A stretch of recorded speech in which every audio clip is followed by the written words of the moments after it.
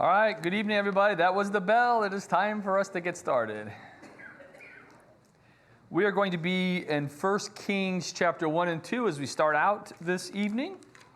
And we're talking about a character that probably isn't at the forefront of your mind when you're thinking about either major or minor Bible characters, Benaiah. So most of the time you guys have probably read the Bible, read the story of this story, and it's like, who's Benaiah? And occasionally you'll hit that when you're reading something and somebody brings the name of the Bible up. You're like, I don't remember that at all. But maybe you remember a little bit about Benaiah, but we're going to learn some about him as we go through our lesson together this evening. But before we begin, let's go ahead and have a word of prayer.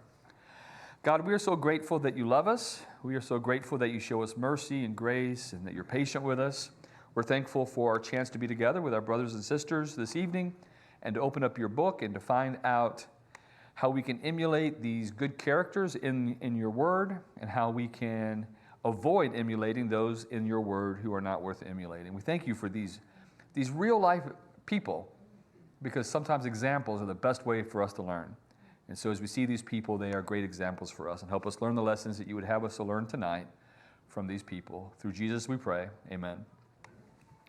All right, so we've already talked a little bit about a few characters that were foundational or in the center, front and center in the story of David leaving town. You know, I told you that I was listening to somebody said, no one's life in the scripture is better supplemented and brought more to life by the minor characters in his life than the story of David.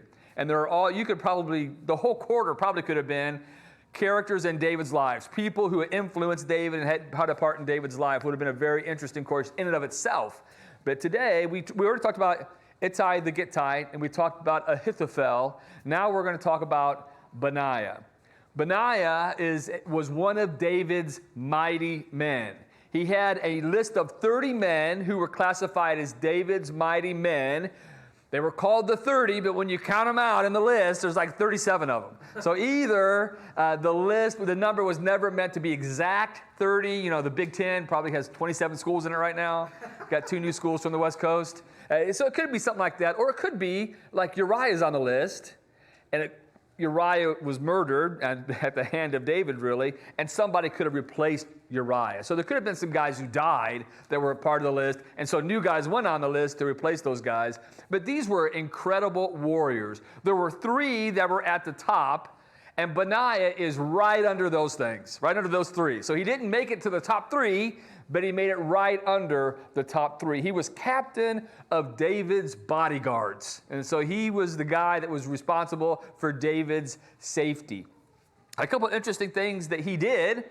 It said that he fought an Egyptian, a man who was a spectacular man. Okay, he fought this guy. He had a spear, and Benaiah only had a club. So he goes up to this spectacular Egyptian, takes the spear out of his hand, and kills him with his own spear. He is known as the guy who went down into a pit and killed a lion on a snowy day. So I don't know, sometimes you're like, why is that in there? Why is all those details are in there? But it has to be there for a reason. It's a description of Benaiah. And it says he killed 2 lion-like fighters from Moab. So, I mean, he's just right up there as someone who was a mighty man of war.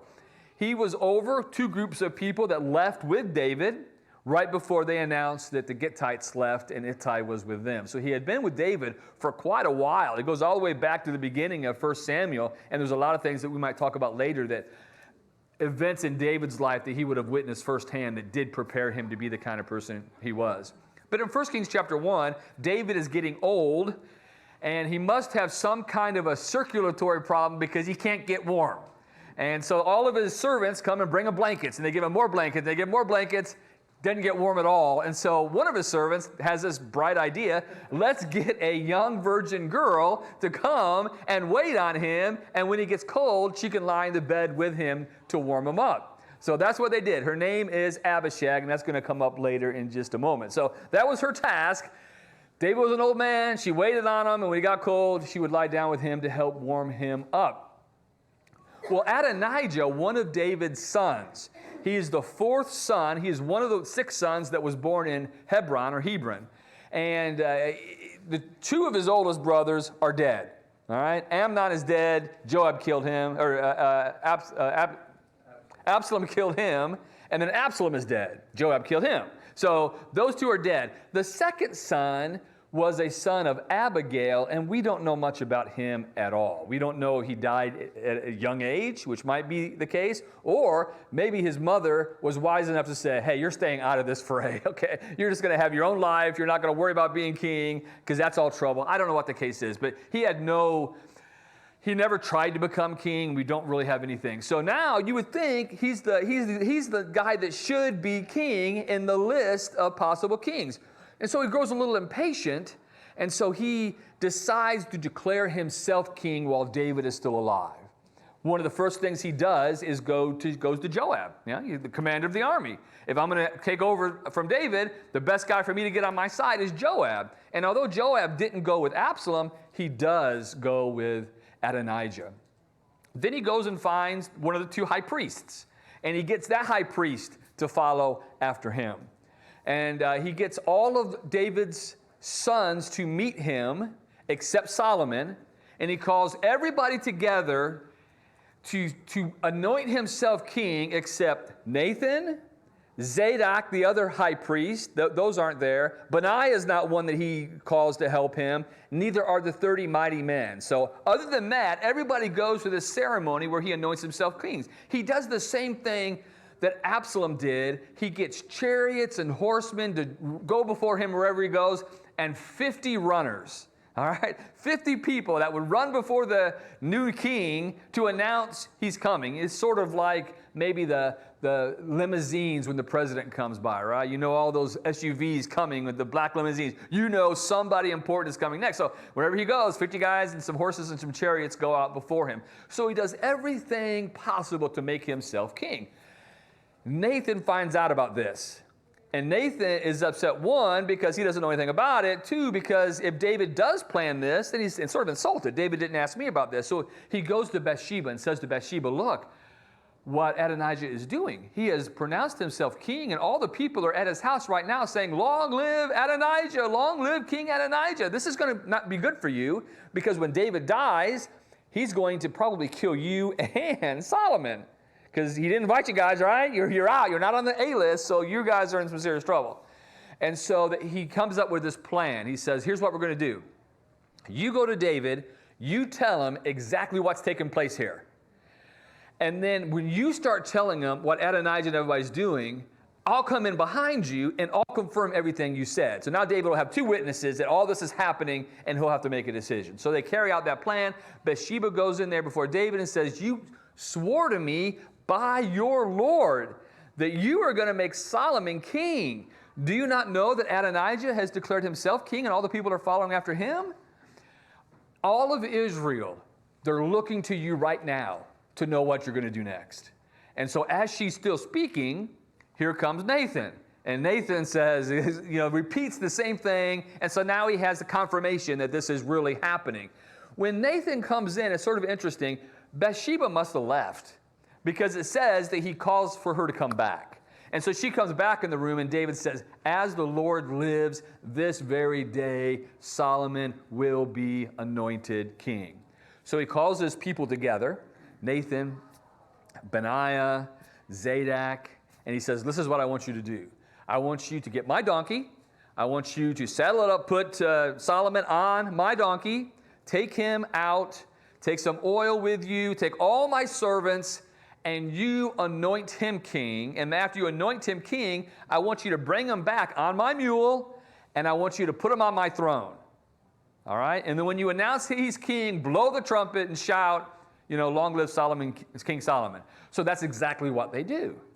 And when they do that, they're close enough in proximity for Joab and all the people at the house, Adonijah's house, anointing him king, to hear it. And so Joab's like, what in the world's going on there? And so Jonathan, one of the priest's sons, comes into the house, and Adonijah's like, oh, you're a good man. You're here with good news, right? He goes, no, I'm not here with good news. I'm here with some really bad news. They just anointed Solomon king. And all the people are shouting, long live King Solomon, long live King Solomon. He's on David's throne right now. David has bowed down to him and appointed him king. And so all the guests couldn't get out of that house fast enough, okay? They say, this is all bad news for us. We don't want anybody to know we were here at the house. And so they all scatter and they go home. All right, so this is all bad news. Now, Adonijah doesn't go home. Adonijah goes to the tabernacle, and he goes into the tabernacle, and he grabs onto the horns of the altar. And he goes, I'm not leaving here until I get word from Solomon that he's not going to do me any harm. And so Solomon says word and says, as long as you're an upright man and you don't do anything else, I'm not going to do you any harm. Not one hair of your head will be harmed in any way. So he goes his way. And so when David is getting closer to death, in chapter 2, he calls Solomon in. He says there's a few loose ends that you might need to tie up. First of all, he gives him some really good advice. He says, you need to be a man. And part of being a man is doing what God says with a loyal and good heart. So that is the good advice that he gives Solomon as he starts out his kingship. It says, but there's a couple loose ends that I need tied up from my life. First of all, Joab is ruthless. I mean, he is an evil man. He has killed 2 commanders of the army in peacetime as if it were wartime, and these men were innocent. They didn't deserve to die, and it was personal with Joab because it says that he stained his belt and his shoes with their blood. All right, so he wasn't like shooting an arrow or throwing a spear. He was hand to hand with these guys, killing them in close contact. It was personal with him. And he said, and it was those 2 examples, plus what he did to me. I think that has to be a reference to what he did in killing Absalom when David said, be kind to my son Absalom. So he did that, and he killed these other 2 guys. Use your wisdom, but don't let his gray hair go down to the grave in peace. All right? So you don't let him die peacefully. You figure out how you're going to do it, but don't let him die peacefully. And then he says, the sons of a man who helped me when I left, be kind to them, because they gave me some good resources as I was leaving your brother. And then he tells them some other people that he has to take care of. Who was the other one that he has to take care of? Shimei, the guy who hurled all those insults at David as David's leaving. He goes, you bloodthirsty man, you rogue, as he's jumping up there and making a big scene. Abishai wants to kill him. Joab's brother wants to kill him right then and there. And David's like, no, you're not going to kill him. And he's speaking for the Lord. The Lord is sending me out of here this day. So he's speaking for the Lord. And so you take care of him however you see fit. Use your wisdom to take care of him. So, we have what happens when all of this takes place. First of all, Adonijah goes into Bathsheba, and she goes, I have a request. First of all, Bathsheba goes, friend or foe, are you here for good things or bad things? I'm here for good things. All right, what do you need? I'm going to make a request for you. Give it to me. She goes, I'll give it to you. I want you to go ask your son Solomon. And it's interesting the way he words this. He says, Solomon, I was supposed to be the king. You know, everything turned so fast. I was the king momentarily. Everything turned. Now Solomon's king. The Lord gave it to him. But then he asked, I would like to marry Abishai. And so Bathsheba goes to Solomon and says, you know, he wants to marry Abishai. And he goes, not a chance. Abishag. No, Abishai. There's too many names. Sorry. And so it's not good, because if you marry a concubine of the king, it's like trying to take over his kingdom. It's like saying, look what I've done. I have the king's family. Now I'm in charge. And so he has him executed. Who does he ask to execute him? Benaiah. And Benaiah goes out and executes him. You have Joab. Joab finds out what's going on. He runs to the tabernacle. He holds on to the altar. And so Solomon says, go kill him. So Benaiah is who he says, go kill him. Benaiah goes to the temple and says, hey, Solomon wants you dead. Come out of there. And he says, I'm not coming out. And so he goes back to Solomon and says, he refuses to come out. What do? He goes, go in the tabernacle and kill him where he is. And so you think about this for a second. he was actually Benaiah's boss at one point. He was the commander of all the army. Joab was, right? Now Joab goes into the tabernacle with his sword, looks his boss in the eyes, his former boss in the eyes, and executes him right then and there.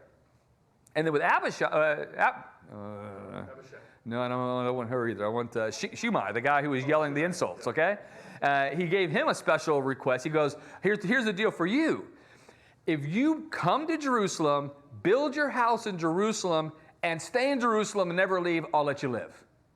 And the guy says, that sounds like a pretty good deal. So he comes, he builds a house in Jerusalem. He lives there. A couple years later, he finds out some of his slaves have left. They've escaped. And so he goes to Gath, gets his slaves, and comes back to Jerusalem. When he comes back to Jerusalem, Solomon says, come here, come up to the palace. I got something to talk to you about. He goes, how dare you leave Jerusalem? You accepted this deal that I gave you, a very merciful deal, and you leave. And so he had Benaiah execute him as well. So there are 3 executions that Benaiah carries out on behalf of Solomon, and really, at least 2 of them are on behalf of David. So it's a very interesting story, small little tidbits that he's doing this, but I think there's a lot of good things that we can learn. So I don't know that I have, you have the microphone, John? All right, we got a couple microphone runners there. So if you have anything you'd like to answer question number 1, what life experiences prepared Benaiah to be able to, 1, be the person that Solomon could count on, that David could count on, and then that Solomon could count on to carry out these very unpleasant orders, right? I mean, who would want to do this? I don't think he had delight in doing this, but this is something he was requested to do. So if you have anything for question number 1, go ahead and raise your hand, and one of those microphones will get to you. And before I forget, the questions for Sunday are on the table in the back as you leave. So Brian has those ready for you. He's not feeling well. He's not here tonight, but he has those ready for you. All right, Herb. Well, you basically already answered it, but his fearless fighting, I mean, his absolutely courageous attitude to do whatever needed to be done to face lions or heroes or whatever. He just absolutely fearless. Yeah, so that's a character trait that I think is worth emulating, but it didn't come just at the moment, right? It took a lot of preparing to get there. So all through his life, he was willing to do some of those very difficult things that other people might not be willing to do. Mike? Isn't this a flaw of David? He's willing to use Joab, all the things Joab will do, but he's too much of a chicken to punish Joab in his own lifetime. He has to pass it on. I never thought that was admirable. Okay. He killed his son. He killed his other people. David knew all of that, yet David did nothing. Yes, and that's not unusual for David to do nothing. Even when Absalom killed Amnon, right? What did David do? David didn't. Well, first of all, when he raped his sister, David did nothing. Yes. And then when he just kicked him out for a while, he was sort of gentle and all that. And even in our text, it says that when he was, I think Tim had his hand up. When Adonijah was getting the chariots and the horsemen and the runners to go, he was making the first steps to take over kingdom. It says David didn't do anything. So David could have stopped that earlier. And so we do see a man. David is probably the most complex man in the entire Bible, right? Because you see this man who's not afraid to have people executed. When the guy who killed Saul, kill him like that. He's not afraid to do that. It just seems like, especially when it's an Israelite, he doesn't want to execute. He doesn't want to kill. And so there is this character flaw in David, that he is passive sometimes when he needs to be aggressive, and then he is sort of passing the buck to his son. Anybody have a comment? You can raise your hand and have a comment, and he'll get the microphone to you. Tim?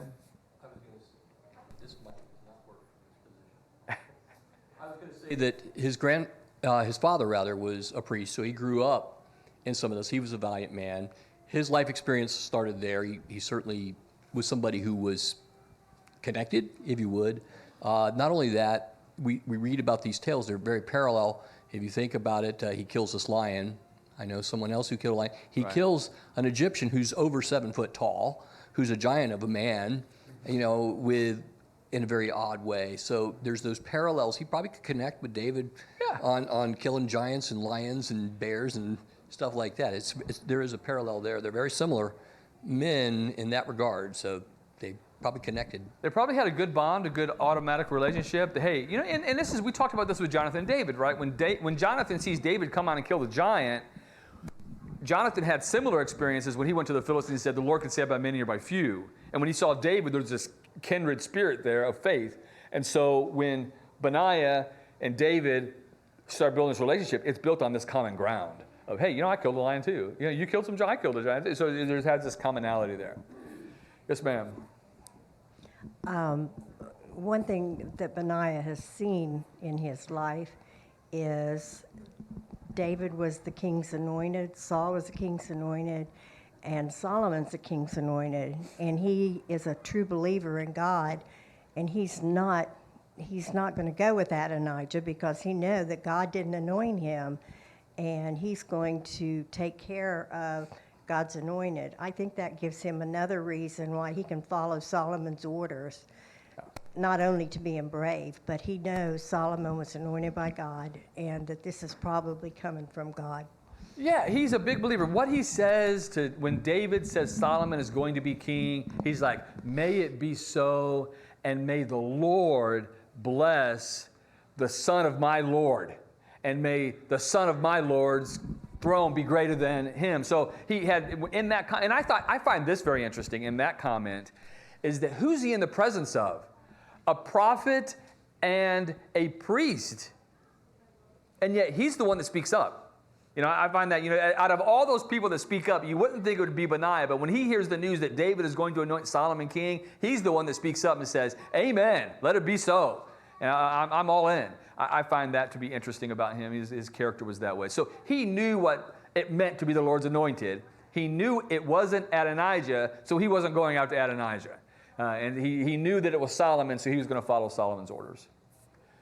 All right, anybody else have any lessons, any life experiences that would help him?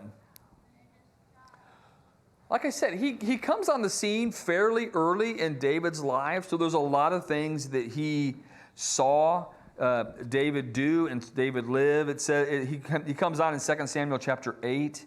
So in 2 Samuel chapter 9, he sees David show mercy to Jonathan's son, right? David looking to be able to fulfill his promise to him, so that had to stick out to him as something special. He worked under Joab. Do you think he learned anything about executing people and from Joab? Yeah, he learned how this was. And I think sort of a lesson that you learn later in this is Joab meets his end in sort of a cowardly way. He killed people in deceptive ways, hugging them, stabbing them, and all that good stuff. But he was not willing. He did not want to go the way of, dying the way that he did. But I think he had to learn something about that. His relationship with David predated Bathsheba. So he saw how David handled that, not so good, but how David was still in God's favors. He also, in 2 Samuel chapter 5, verse 18, when it says who he was and his position in leadership, it mentions there that David's sons were chief ministers. So he probably worked pretty close with the older ones of David's sons and knew what kind of scoundrels they were. Right? He probably knew that Adonijah was a scoundrel, knew that Absalom was a scoundrel, and didn't want to follow them because, David had 6 sons when he was just king over Judah. And he was king over Judah and Hebron for 7 years or 7.5 years, and king over the entire nation for 33 years. So there's probably quite a bit of age difference because Solomon is, I think, the 4th son of David and Bathsheba. So he's not the oldest son of David and Bathsheba that lived. Of course, we know the one that died. And so even in that family, he was chosen when it's out of order. But he would have been around for all of that stuff. He would have seen, probably would have seen, maybe not. Absalom killed Joab killed Absalom. Getting so confused who kills who. All right, so how Joab killed Absalom the way he did when David said, "Don't do it." And so he may have seen all that stuff. So I think all of those things that he saw firsthand, being in the in crowd, the third, David's bodyguard, right? The chief of David's bodyguard. He saw how David lived day in and day out. And sometimes that's how you best can judge someone's character, not by moments, but by every day. And so he saw how he worked every single day, and that's the Lord's anointed, I'm following after him. And if he says Solomon is the Lord's anointed, and David makes a huge statement saying that God chose Solomon. I didn't choose Solomon. God chose Solomon. So he believed all of that. Anything else? Question number 1. All right, question number 2 then. What character traits do you see in, oops, I forgot to change Ittai. How did I do that? Benaiah, that are worth imitating or not worth imitating. We looked at this idea of fearless. Herb brought up this, he was fearless. You know, fear stops most of us from doing things, right? Fear is the one thing that we, don't take chances and risk and do things that we should probably do because we're afraid, and he doesn't seem to have any of that. He was pretty fearless. All right, raise your hand. You've had 4 days to think about this. Well, one of the same traits as Ittai, he was loyal. And he was loyal to the right person and the right people. He was loyal to God, and he was loyal to God's anointed. And so I think this idea of his loyalty and that statement, I'll read that statement to you. It says, I don't have it. It's in 1 Kings chapter 1, 36 and 37, where he gives I will follow the Lord's anointed, if it's the Lord's anointed. Mary, go ahead. I also noticed that he followed the line of God's anointed kings. David had been anointed. Adonijah exalted himself, and that he did that prayer, as you mentioned. May it be so. That showed his faith in God. And so we have faith in God. That's a good one. He didn't get carried away with Adonijah's self-promotion. And the other thing was he did lead those 2 groups of men. He was a leader because they followed him without question. Yeah, so it's sort of like Ittai. He had been a leader already. So he knew how to lead. And one of the great things you find in both of these men that I think is a good lesson for us, great leaders usually were great followers first, and still are great followers, because no one hardly ever is the top guy, right? The top dog. But here in both of these guys' cases, yeah, they were leaders. It's sort of like the centurion who says, I know how leadership works, to Jesus. I know you can just say the word and my servant's going to be healed. I can say to some guy, go, and he's going to do it. I know you can do the same, Jesus. So he was sort of subjecting himself to Jesus, knowing who Jesus was. But I think these 2 guys show the same thing. Good leaders oftentimes come from good followers, and good leaders are oftentimes still good followers. They realize they have to be good followers as well. What else? Anything about lessons we can learn from Benaiah? I think one thing that we got we need the microphone up here. I think one thing that we overlook sometimes, and I think in our culture, this word, and we don't have any junior high or high school kids in here, so nobody snicker at this word. Dutiful, all right? Doing your duty is something that we don't elevate to being an important character trait. But everybody needs to do what they're responsible for doing. And sometimes those mundane or unpleasant duties that we have to do are important to do. And you don't want to do them. I don't think he had the character that took delight in killing Joab or any of those people, but he knew it was what was expected of him. And it was giving it was a lawful command by the guy who was anointed king by God, and so he was going to do it. And he wasn't going to ask any questions about it. He was just going to do what God wanted him to do. And I think that they're having the character trait of doing what you're supposed to do and what your responsibility is something. When I did work for All Days, when I hired somebody, I told them this: never, ever, ever say anything that you're asked to do is not your job. because everything is your job. I mean, everything's my job. If the bathrooms are dirty, I'll clean them. I'll take my suit jacket off and I'll clean them. There's just nothing that you can be asked to do that's not part of your responsibility to make this store successful. And I think Benaiah had that attitude. Randy? Yes. These were real men back then. I mean, they were real men. And when you read about them, they can make you feel like a wimp. They, like you said, they were fearless. And I think one of the traits I see in somebody like Benaiah is that when he knew the little leaven's the whole lump, and that you need to get rid of that, or it will just be so destructive, that he was then fearless and went and did it, even though it was a difficult task. Yeah. He did it. And I think we have a lot of problems in society today because our leaders are not fearless like this, and they won't take on evil when they see it and force it to back down. We've got too many people who waver in the wind and bend in the breeze, and we're suffering for it. Yeah. These guys we're talking about, they're manly men, okay? They did what men were supposed to do, even when what men were supposed to do isn't very pleasant. To protect the culture, to protect the families, to protect the people of God. And they weren't afraid to go out and get their hands dirty and do what God expects them to do. Debbie? I was just going to add decisive.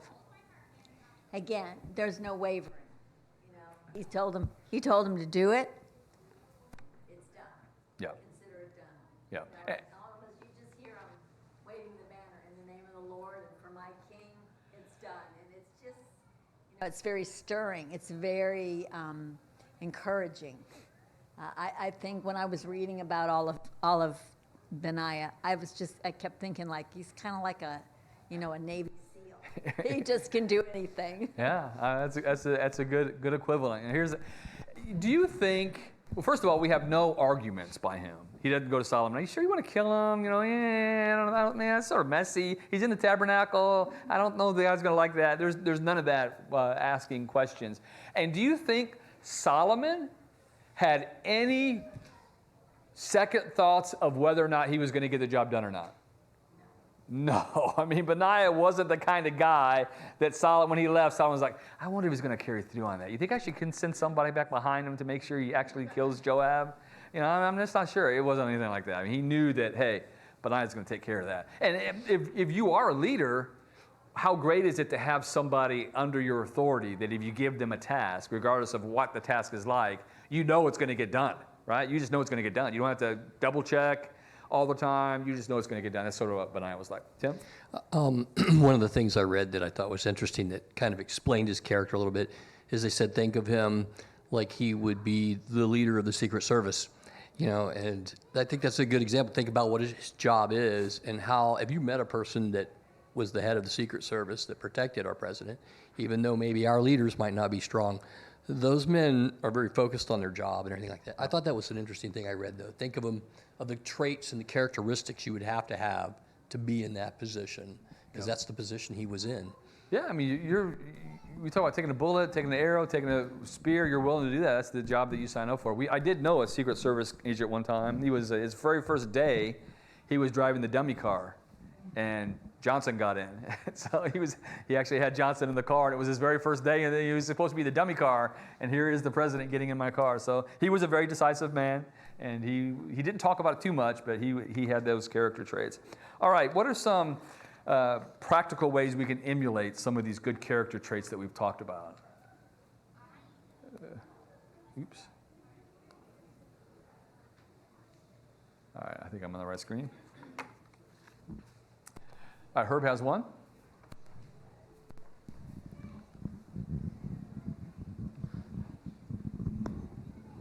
If it's okay, I'm going to answer 2 and 3 because it seems to work for me. But he was willing to call out people who were in the wrong, and he was willing to back up and justify and praise whoever was doing right. And it didn't matter. He didn't worry about risking his own personal safety or his own character. He just called it out. And so I think the thing that we can emulate is that we can speak up when we see something where something's unjustified or whether something's doing right, and say this is good. We're glad we're doing this, or to say no, we don't need to be doing this. This is wrong, and so to speak up and not worry what the ramifications are for ourselves. Okay. Yeah, when you see good things happening, praise those. When you see bad things happening, step in and say, hey, this is not the way this is supposed to happen.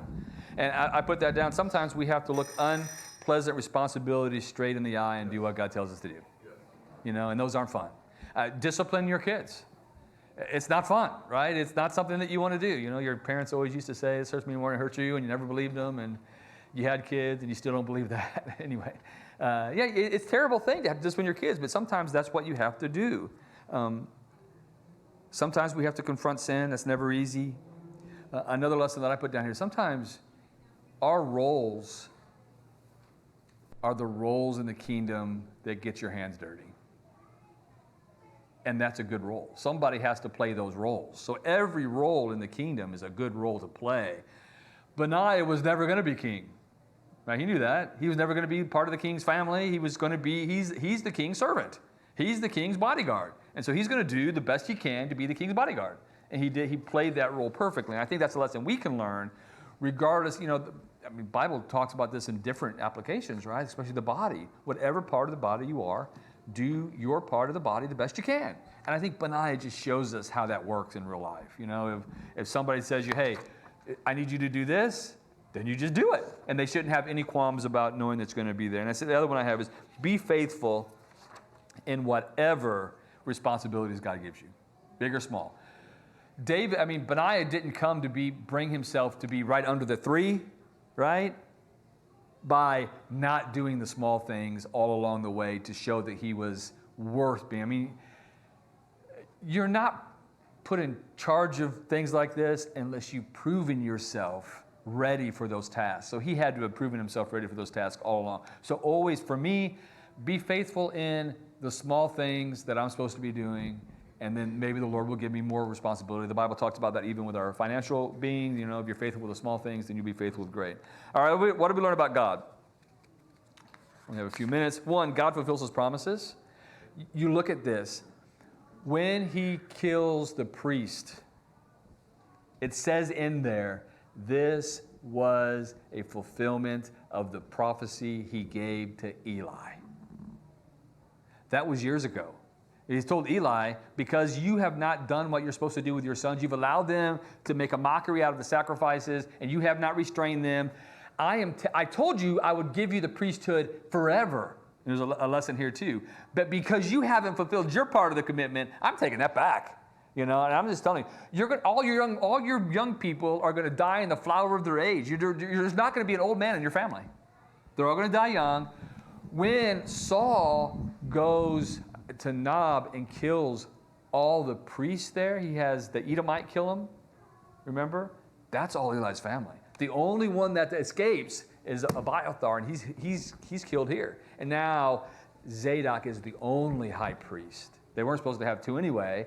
And then this is a fulfillment of God, what God said years ago. I'm going to take care of this, Eli, because of what you did. And there's lessons with that as well. Sometimes our kids and grandkids might either have good things or bad things based upon decisions that we make. And that's always an important thing to learn. Herb?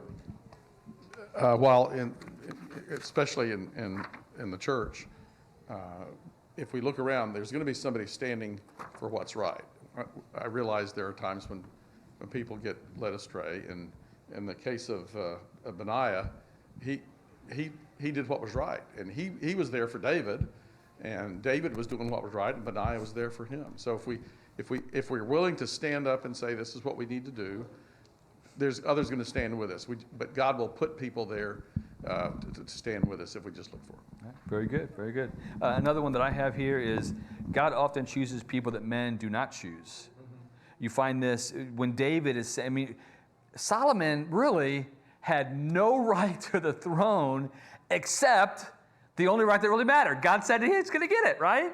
And so he wasn't the next oldest. He had 3 older brothers that were alive other than him that were his full brothers. And so there were others that could have been king. But what David says in 1 Chronicles 28 and verse 4, however, the Lord of Israel chose me above all my house, all the house of my father to be king over Israel forever. That's familiar, right? God doesn't always choose who man chooses. For he has chosen Judah to be the ruler. And of the house of Judah, he chose the house of my father. And out of the house of my father, he chose me. He was pleased with me to make me king over all Israel. And of all my sons, the Lord has given me many sons. He has chosen my son Solomon to sit on my throne. So God doesn't always choose the people that make the most sense. He chooses the people that he sees able to do that. If something is God's plan, don't fight against it. You know, it's not going to work in your favor. Just know, if you know it's God's plan, you're going to have to do it. You know, you follow God's plan. All right. Let me see. I'm not supposed to go over it because the kids won't come out. Let me see. I have one. I think we see from Solomon, we do see wisdom in Solomon before he asked for wisdom. All these accounts where he's giving grace and saying, live in Jerusalem, or he's saying, as long as you don't do anything bad, I won't kill you. And all that was wisdom that he had even before he asked for that extra wisdom.